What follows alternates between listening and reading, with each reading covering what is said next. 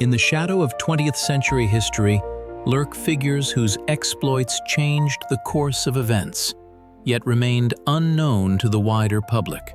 One such enigmatic personality was Khadzhi-Umar Mamsurov, an Ossetian Falcon, a master of invisible warfare, a man who became a legend in his lifetime and inspired Hemingway to create the immortal character of Robert Jordan. His name was whispered in headquarters and spoken with respect in the mountain villages of Ossetia. Colonel General, hero of the Soviet Union, one of the architects of the Soviet partisan movement, his biography intertwined the destinies of many peoples, from his native Ossetian mountains to the burning plains of Spain and the forests of Belarus. Mamsurov created a unique system of sabotage work that remained classified for decades. His methods are studied in military academies even today, and his personality continues to inspire new generations. This is the story of a man whose life resembles a thrilling novel, where every chapter could have been his last. North Ossetia, at the beginning of the 20th century, a land of harsh mountains and ancient traditions. It was here, in the village of Olginskoye in 1903, that a boy was born who was destined to become a legend of military intelligence. Khadzhi-Umar Mamsurov came into the world in a family where honor and dignity were valued above all else. His father, a simple peasant, raised his son according to unwritten mountain laws, to be honest, brave, and true to his word. Khadzhi-Umar's childhood passed amidst the majestic mountains of the Caucasus, where every stone preserved the memory of past battles and every path could tell a story of ancestral valor. Little Umar often listened to the elders' tales of the Nart heroes, legendary warriors of the Ossetian epic, whose exploits had been sung for centuries. These stories deeply touched the boy's soul, shaping his ideas about honor, courage, and service to his homeland. His coming of age coincided with an era of great upheavals: the First World War, the Revolution, the civil confrontation. These events did not bypass mountainous Ossetia. Young Mamsurov saw how the familiar way of life changed, how old foundations crumbled, and new ideals were born. In this crucible of historical changes, the character of the future commander was forged, firm as Ossetian granite and flexible as a mountain river. The traditions of the Ossetian people had a special influence on Khadzhi-Umar. The code of honor taught him restraint, respect for elders, and readiness to help the weak. These qualities, absorbed with his mother's milk, would later manifest in his attitude towards his comrades in arms and the local population in the occupied territories. Already in his youth, the character traits that would later make Mamsurov an outstanding commander became apparent: a sharp mind, the ability to make quick decisions, natural observation, and the skill to find common ground with different people. Neighbors noted his extraordinary physical endurance and bravery, which he demonstrated during traditional Ossetian competitions. The year 1918 became a turning point in the fate of 15-year-old Khadzhi-Umar. When the flames of the Civil War engulfed the Caucasus, the youth, barely entering the age of maturity, made a choice that determined his entire future life. He voluntarily joined the ranks of the Red Army. This decision demonstrated not only a youthful craving for adventure, but also a deep understanding of the historical processes taking place, rare for a person of his age. Mamsurov gained his first combat experience as part of a cavalry detachment operating against White Guard formations in the North Caucasus. Here, his innate qualities as a warrior manifested themselves: coolness in battle, the ability to instantly assess the situation and make decisions. Comrades in arms noted that the young Ossetian seemed to have been born for military affairs. Horseback riding, weapon handling, and terrain orientation came to him with astonishing ease. After the end of the Civil War, Khadzhi-Umar, who already had military merits, was sent to study at the Frunze Military Academy, the forge of the Red Army's high command personnel. The years spent within the academy's walls became a time of intense intellectual growth for Mamsurov. He eagerly absorbed knowledge, studying not only classical military disciplines, but also the latest theories of warfare, including the nascent concepts of special operations and subversive work. A particular influence on the formation of Mamsurov's military thinking was his mentor, a former Tsarist officer who had sided with the Soviet government. This man, who had fought in the First World War and had experience in intelligence activities, saw in the young Ossetian not just a brave fighter, but also a future strategist with an analytical mind. Under his guidance, Khadzhi-Umar studied the history of military art, analyzed operations of past wars, and mastered the subtleties of small unit tactics behind enemy lines. Academic education organically complemented Mamsurov's natural abilities and the combat experience gained in the Civil War. He stood out among his classmates not only for excellent physical training, but also for the depth of his analytical thinking. His diploma thesis, dedicated to the actions of autonomous combat groups behind enemy lines, received the highest praise and was recommended for study in special units. After graduating from the academy, Mamsurov did not get lost among hundreds of other graduates. His extraordinary abilities and specific skill set attracted the attention of military intelligence leadership. Thus began a new stage in the life of the Ossetian warrior, service in structures whose existence few knew about, but whose activities often proved decisive in critical moments of history. In 1936, Spain became a blazing cauldron of civil war. It was here, under the strictest secrecy, that Khadzhi-Umar Mamsurov was dispatched. The operation was codenamed X, and the Ossetian officer himself received a new identity, Colonel Zanti. Outwardly calm and imperturbable, he arrived in Madrid when the Republicans desperately needed experienced military specialists. Spanish soil became an ideal laboratory for Mamsurov, where he could apply and refine his theoretical developments in guerrilla warfare. Under his leadership, scattered groups of Republican volunteers transformed into effective sabotage units. Mamsurov personally developed operational plans, trained commanders in tactics of sudden strikes and swift retreats. Colonel Zanti's most important contribution was the organization of intelligence and communication systems between guerrilla units. He created a network of informants, established channels for transmitting information across the front line, and developed special ciphers for radio communication. Thanks to this, the Republican command received invaluable data on the movements of Franco's troops, the location of supply depots, and vulnerable points in the enemy's defense. The Ossetian commander's methods were distinguished by an unconventional approach. He taught his subordinates to act not by number, but by skill. Small groups of saboteurs, under the cover of night, infiltrated Francoist rear, conducted pinpoint strikes on communications, and disappeared before the enemy could organize a pursuit.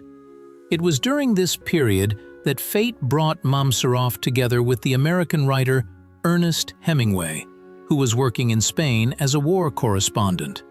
The talented writer was struck by, quote, personality, his coolness in dangerous situations, his analytical mind, and his special code of honor. Observing the Soviet intelligence officer's work, Hemingway gathered material for his future novel, For Whom the Bell Tolls, where the main character, Robert Jordan, was largely modeled after the Ossetian commander.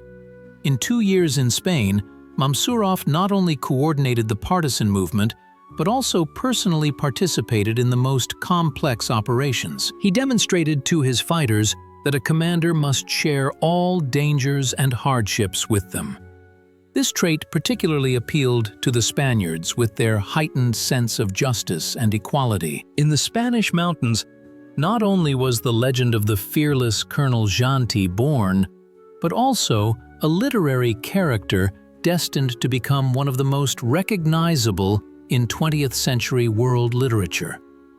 Ernest Hemingway, observing Mamsurov's work, was so impressed by the Ossetian commander's personality that he transferred many of his traits to the pages of his novel For Whom the Bell Tolls. Robert Jordan, the protagonist of the work, an American volunteer, a saboteur in a unit of Spanish partisans, inherited from his real-life prototype coolness in critical situations, an analytical mind, and a special code of honor. Hemingway accurately captured Mamsurov's inner strength, his ability to make difficult decisions and take responsibility for them. Like the Ossetian commander, Jordan understood that in partisan warfare, victory sometimes demands sacrifices, but he never lost his humanity. Mamsurov's ability to find a common language with the local population was particularly vividly reflected in the novel.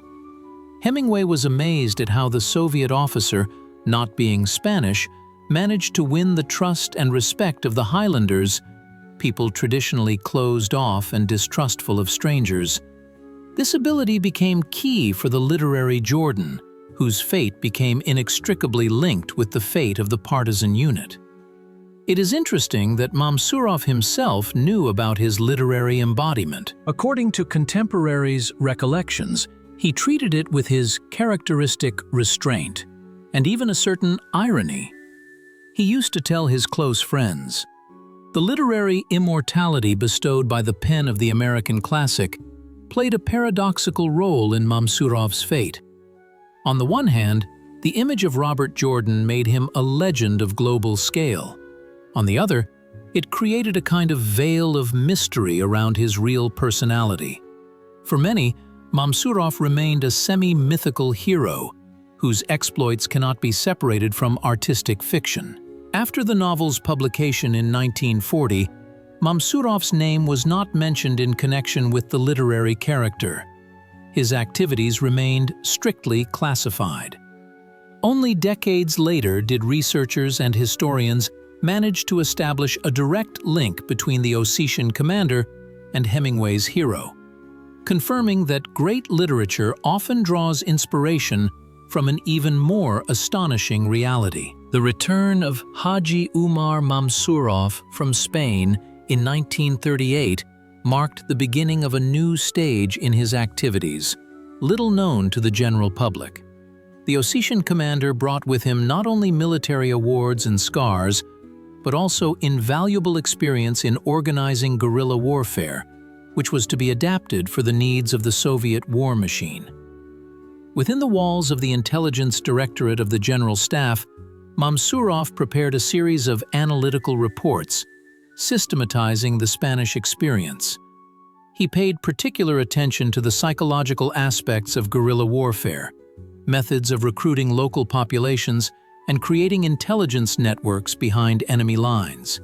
His conclusions about the necessity of thorough preparation of sabotage groups, even before the start of hostilities, caused a mixed reaction from the military leadership. The future war with Germany is inevitable, and it will be different from all previous ones, Mamsurov wrote in one of his reports.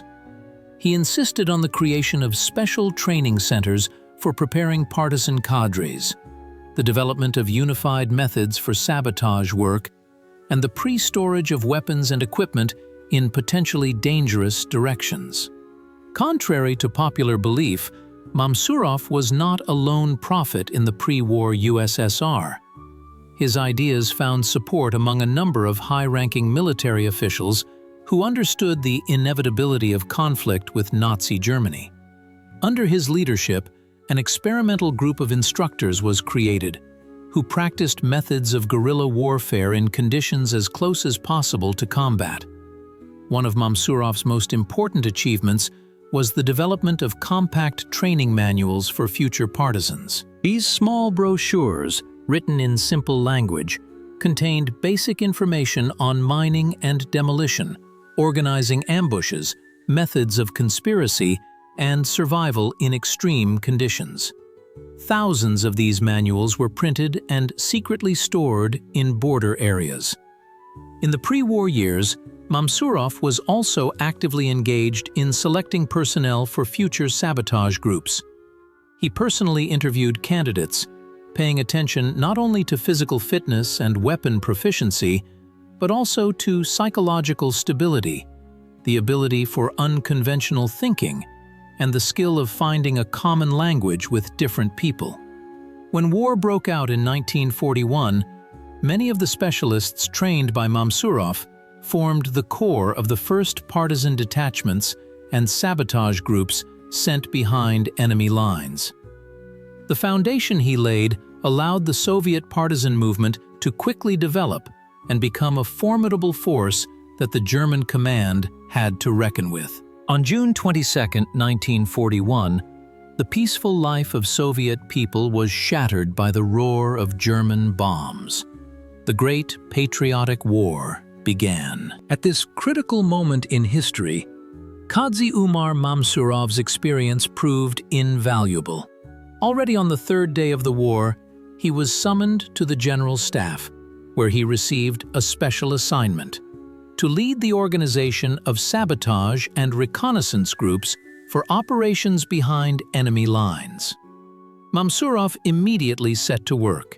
He understood. There was no time to waste.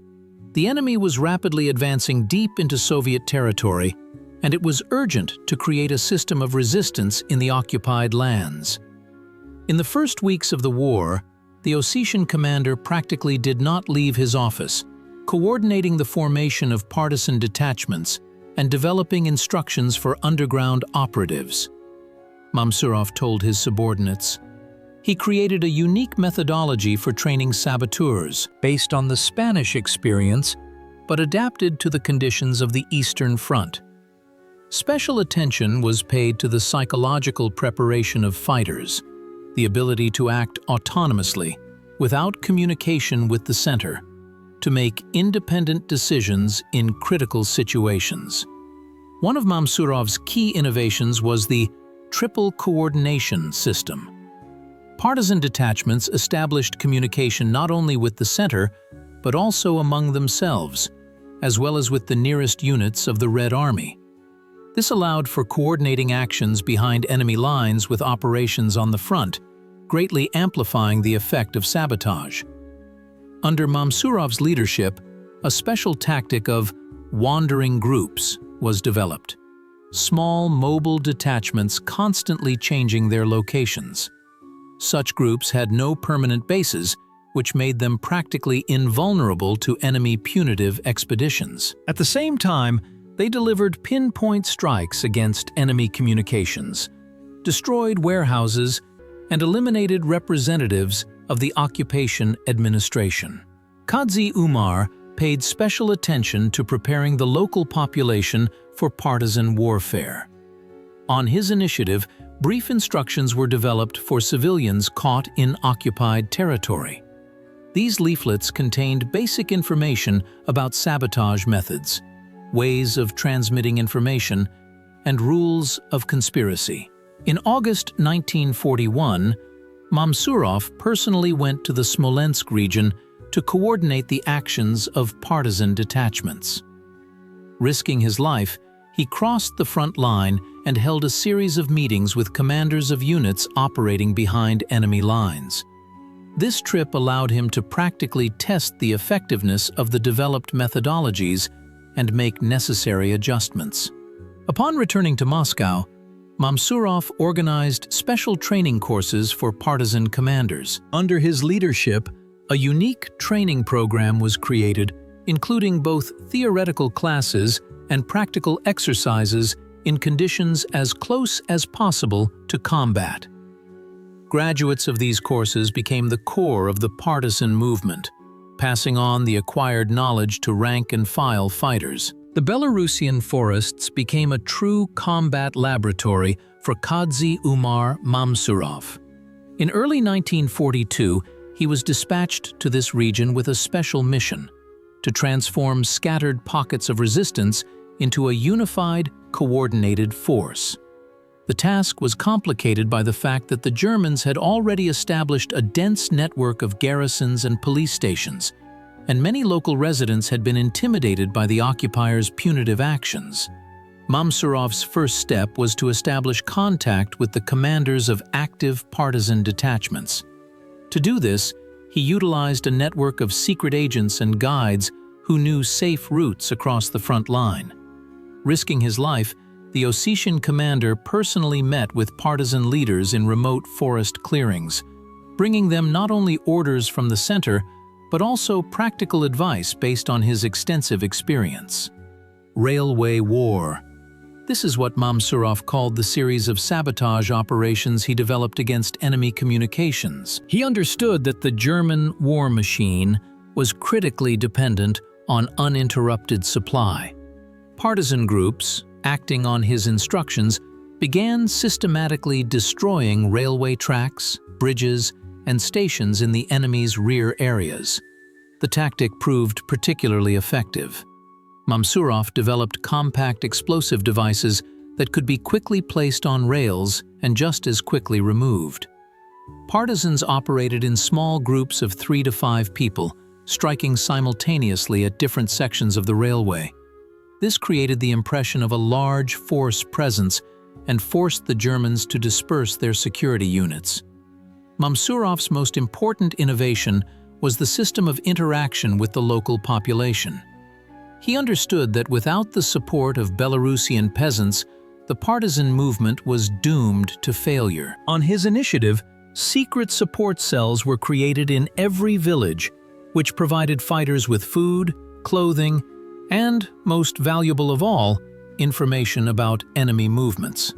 A partisan must be part of the people, like a fish is part of the water, Mamsurov told his commanders. He demanded strict adherence to a rigid code of conduct toward civilians. Any instances of looting or rudeness were severely suppressed, and those responsible faced harsh punishment. Under Mamsurov's leadership, partisan detachments in Belarus mastered the complex art of ambushes on highways. Carefully choosing the attack location, usually on forest sections of roads with limited visibility, partisans were able to swiftly attack enemy convoys and just as quickly disappear into the dense forest, carrying away captured weapons and documents. No less important aspect of the Ossetian commander's activities was the organization of intelligence. The information network he created covered all major settlements in Belarus, including Minsk. Liaisons, often women and teenagers who aroused less suspicion among the Germans, regularly delivered information to partisan detachments about the strength of garrisons, the location of warehouses, and planned punitive operations. Invisible warfare demands special skill. Khadzhi-Umar Mamsurov, leading special reconnaissance operations, created a system that became a true nightmare for the German command. His main weapon was information, accurate, timely, and verified. Mamsurov understood, to defeat the enemy, one must know more about them than they know about you. In the Belarusian forests, under his leadership, an extensive agent network emerged. Its foundation consisted of local residents, teachers, doctors, railway workers, even employees of the occupation administration, secretly collaborating with the partisans. Each agent had their code number and communication channel. Information was gathered bit by bit, analyzed, and only then used for planning operations.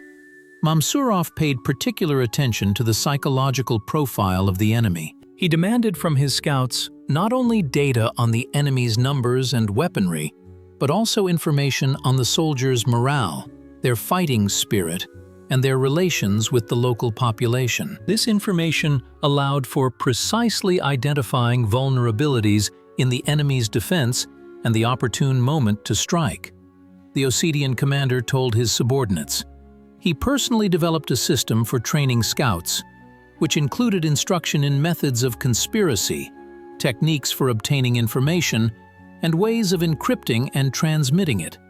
Special attention was paid to psychological resilience, the ability to maintain composure in critical situations. Mamsurov implemented a system of intelligence data, which was innovative for its time. Information received from one source was invariably checked through other channels. This allowed for filtering out disinformation and identifying enemy agents attempting to infiltrate partisan detachments. One of the most successful operations developed by Mamsurov was, quote, "Its essence was to create in the enemy the illusion of large partisan formations being present where they actually were not. Small mobile groups would leave traces of a numerous detachment's presence, campfires, wagon tracks, false radio communications. This forced the Germans to keep significant forces in rear areas, diverting them from the front. No less effective was the Echo operation, aimed at undermining the morale of the occupying forces. Under Mamsurov's direction, partisan scouts spread rumors among German soldiers about an impending encirclement, about brutal reprisals by partisans against prisoners, and about incurable diseases supposedly spreading in the forest areas. Psychological pressure was intensified by leaflets in German, which appeared overnight in enemy unit locations. The creation of an effective system for partisan training became one of the most important achievements of Khadzhi-Umar Mamsurov. Understanding that the success of invisible warfare depended on the quality of the fighters, he developed a unique training methodology that combined his Spanish experience with the realities of the Eastern Front. "A partisan is not born, but made," he told his instructors, emphasizing the importance of systematic training. Under Mamsurov's leadership, special partisan training schools were established in 1942. They were located deep behind enemy lines, in the forests of the Moscow region, the Urals, and Siberia. The curriculum included three main blocks: tactical training, technical instruction, and psychological hardening. Tactical training covered all aspects of guerrilla warfare, from organizing ambushes and sabotage to methods of evading pursuit. Mamsurov insisted that training take place in conditions as close as possible to real ones. Cadets lived in forest camps, learned to navigate without maps or compasses, move silently, and camouflage themselves in the terrain. Special attention was paid to survival skills, foraging for food, building shelters, and providing medical assistance in the field. Technical training included working with explosives, assembling and disassembling various types of weapons, and repairing radios. Mamsurov developed compact manuals on mine explosive ordnance, written in simple language, understandable even to yesterday's peasants. He demanded that every partisan be able to construct an explosive devices from improvised materials and use captured enemy weapons. But the most innovative element of Mamsurov's system was psychological training. He understood that guerrilla warfare placed special demands on a person's psyche. Fighters had to learn to act autonomously, make decisions in the absence of orders from above, and overcome fear and despair. For this, Mamsurov introduced special training sessions that included prolonged solitary confinement, simulated interrogations, and the execution of tasks in a state of extreme physical exhaustion. An important innovation was the training of instructors from among the partisans themselves. Mamsurov selected the most experienced fighters who had seen combat behind enemy lines and sent them to special courses. After intensive training, they returned to their units, where they shared their acquired knowledge with their comrades. This snowball system allowed for the rapid dissemination of advanced partisan warfare techniques. Mamsurov paid special attention to the training of command personnel. He believed that a partisan detachment commander should combine the qualities of a military strategist, a political leader, and a psychologist. Special advanced courses were created for such individuals, where they practiced skills in planning operations, managing diverse groups of fighters, and interacting with the local population. The effectiveness of Mamsurov's system was confirmed in practice. Units staffed by graduates of his schools demonstrated high effectiveness with minimal losses. German documents from that period contain numerous mentions of ghosts in the Soviet forests, elusive partisans who delivered precise strikes and disappeared without a trace. A special place in Khadzhi-Umar Mamsurov's military biography is occupied by his theoretical contribution to the development of Soviet military science. Being not only a brilliant practitioner, but also a profound analyst, the Ossetian commander managed to generalize his unique experience in a series of works that became the foundation of the Soviet doctrine of partisan warfare. His analytical notes, written between combat operations, were distinguished by clarity of thought and practical orientation. Mamsurov's most important theoretical achievement was the concept of 3 circles of partisan warfare. According to this theory, the partisan movement should develop simultaneously in 3 directions: combat operations against enemy personnel, sabotage on communications, and the destruction of the occupier's administrative system. These directions, according to Mamsurov, should complement each other, creating in the enemy a sense of constant danger and uncertainty. Mamsurov wrote in one of his analytical works, he emphasized that the enemy's numerical superiority could be compensated for by unconventional thinking, tactical flexibility, and a deep knowledge of the enemy's psychology. The Ossetian strategist developed a methodology of where many small, seemingly unrelated acts of sabotage created a cumulative effect that paralyzed the enemy's rear services. Particular attention in Mamsurov's theoretical works was paid to the interaction of partisan detachments with the local population.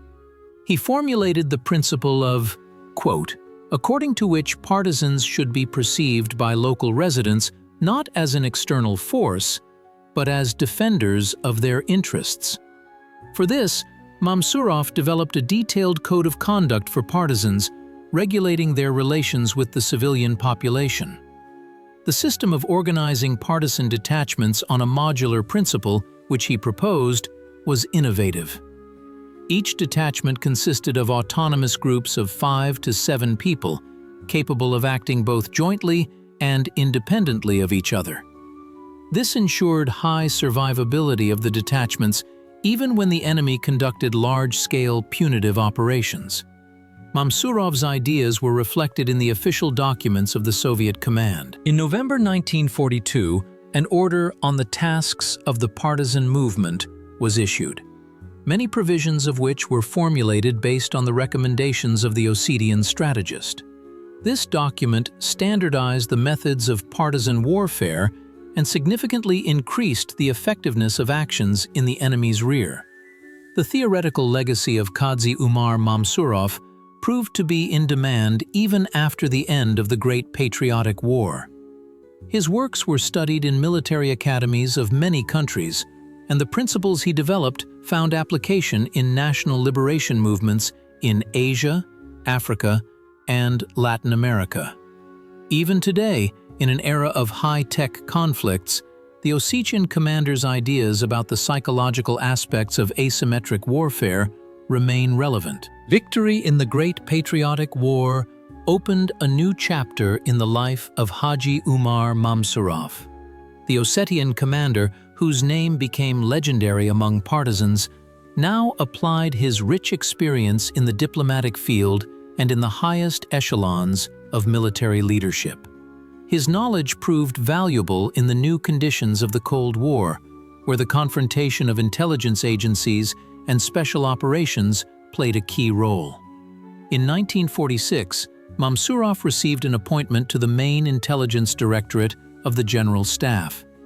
Here he headed the analytical department, which was engaged in assessing potential theaters of military operations and developing strategies for asymmetric responses to threats. Mamsurov's analytical notes were distinguished by a deep understanding of the international situation and the accuracy of his forecasts. He was one of the first to predict the growing role of local conflicts and national liberation movements in the post-war world. The Ossetian general paid special attention to the training of new personnel. Under his leadership, a special training program for intelligence officers was created, which included not only technical aspects of the work, but also a deep study of the psychology, culture, and languages of potential adversaries. Mamsurov personally conducted seminars for young officers, sharing his unique experience. He told his protégés. In the 50s, Khadzhi-Umar was sent to diplomatic work. Officially holding the position of military attaché in several countries, he in fact coordinated complex intelligence operations and established contacts with potential allies. His diplomatic talent manifested itself in his ability to find common ground with representatives of a wide variety of cultures and political views. The pinnacle of Mamsurov's military career was his appointment as commander of the Carpathian Military District in 1961. In this post, he proved himself to be a talented administrator and strategist, paying special attention to the combat training of troops. Under his leadership, new training methods were developed, taking into account the experience of partisan warfare and possible scenarios of conflicts in the conditions of nuclear confrontation. Despite his high position and numerous awards, Mamsurov remained true to his principles. He lived modestly, was accessible to his subordinates, and never used his official position for personal gain. Officers valued him for his fairness and directness, and soldiers for his sincere concern for their needs. Khadzhi-Umar actively participated in the development of the new military doctrine of the Soviet Union.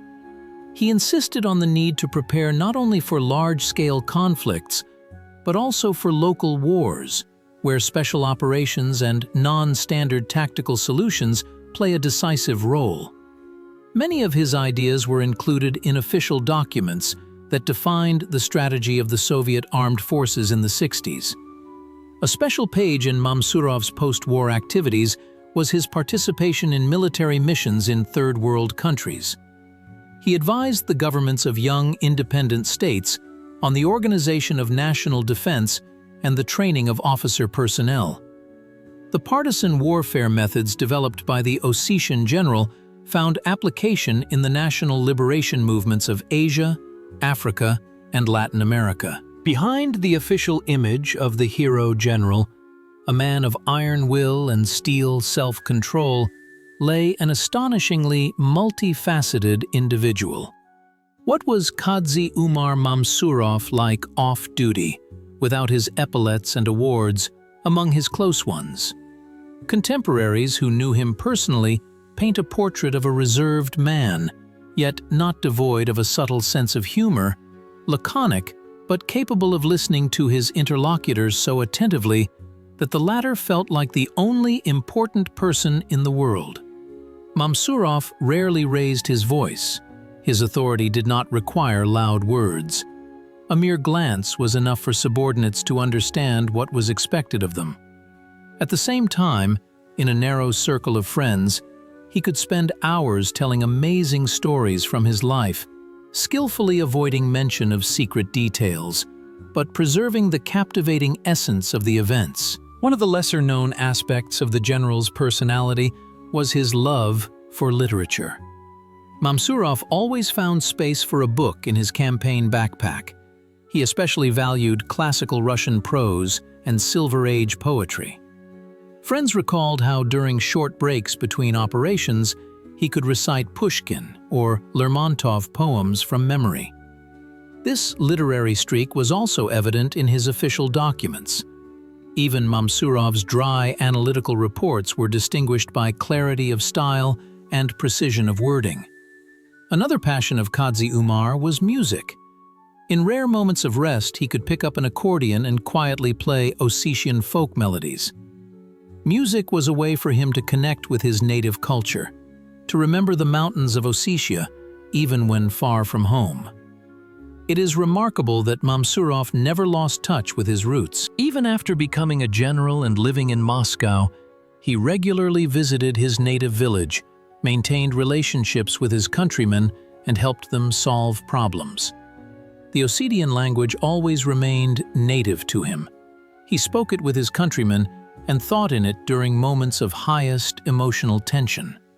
In his family life, Mamsurov displayed the same qualities that made him an outstanding commander: reliability, loyalty, and the ability to take responsibility. His wife, Alexandra Grigorievna, recalled that throughout their years together, he never once shifted the burden of difficult decisions onto her, always remaining the family's support even in the most challenging times. At home, however, he became surprisingly gentle, especially with children. He could spend hours playing with his sons, making toys or telling them adapted versions of Ossetian legends.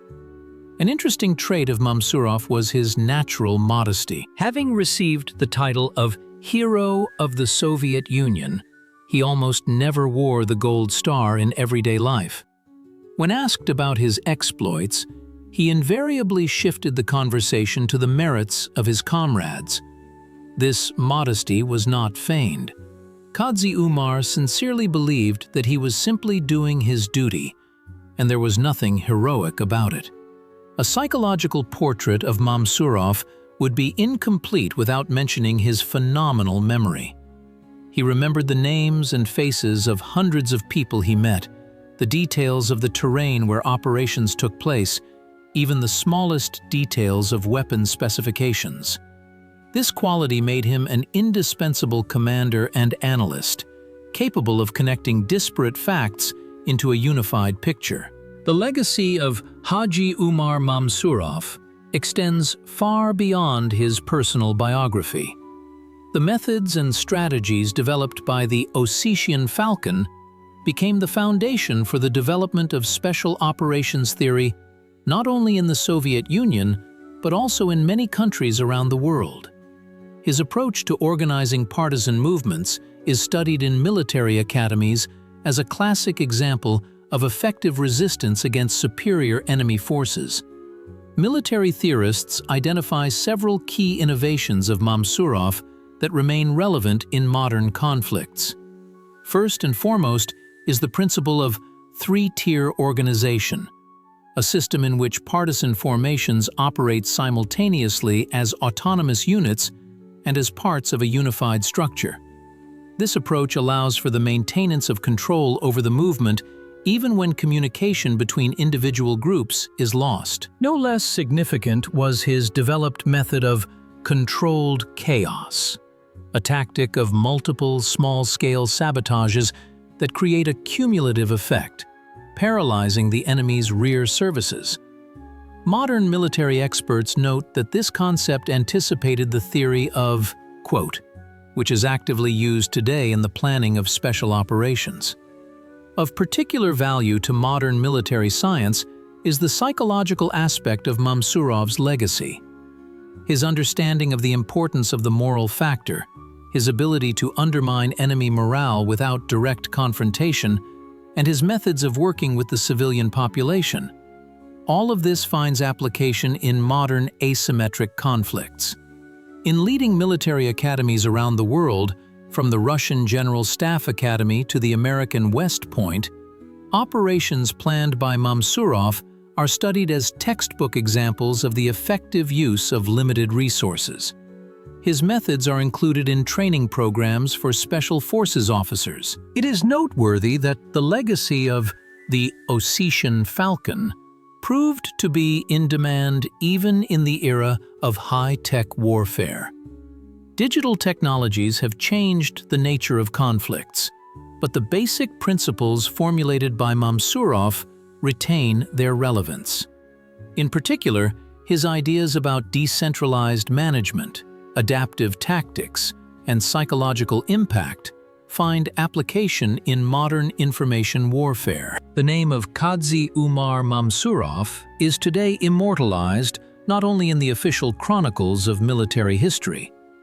His legacy lives on in monuments and memorials erected in cities across Russia and Ossetia.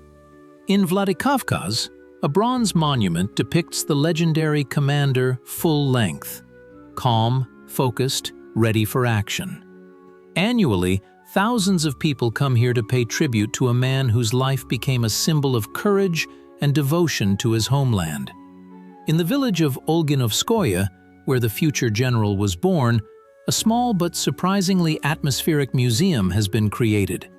Here, Mamsurov's personal belongings, photographs, and documents are carefully preserved, and the interior of an Ossetian home from the early 20th century has been recreated.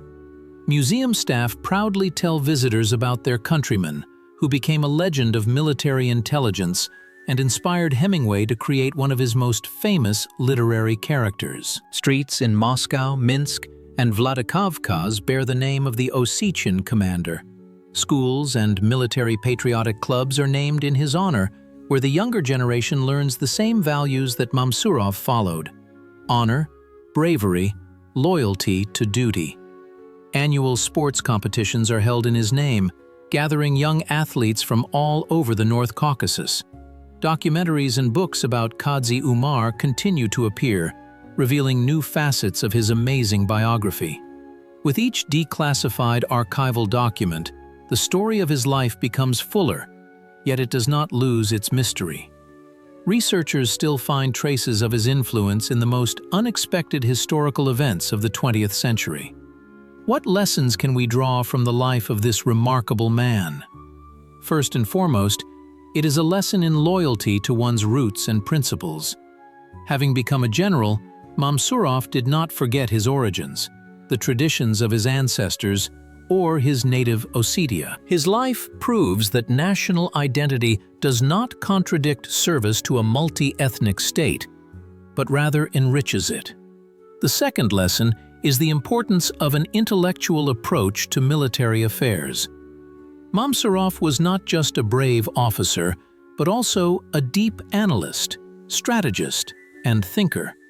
He understood that in modern warfare, victory goes not to the physically stronger, but to those who can think outside the box, anticipate enemy actions, and find unexpected solutions. The third lesson concerns human qualities. Even in the harshest conditions of war, Mamsurov maintained humanity, care for subordinates, and respect for the civilian population. He proved that a true warrior is not only a master of combat, but also a person of high moral principles. Finally, Khadzhi-Umar's life teaches us the value of modesty. Having every reason to be proud of his achievements, he never sought glory, demanded special privileges, or flaunted his merits. True greatness, as his example shows, does not need loud words and external attributes.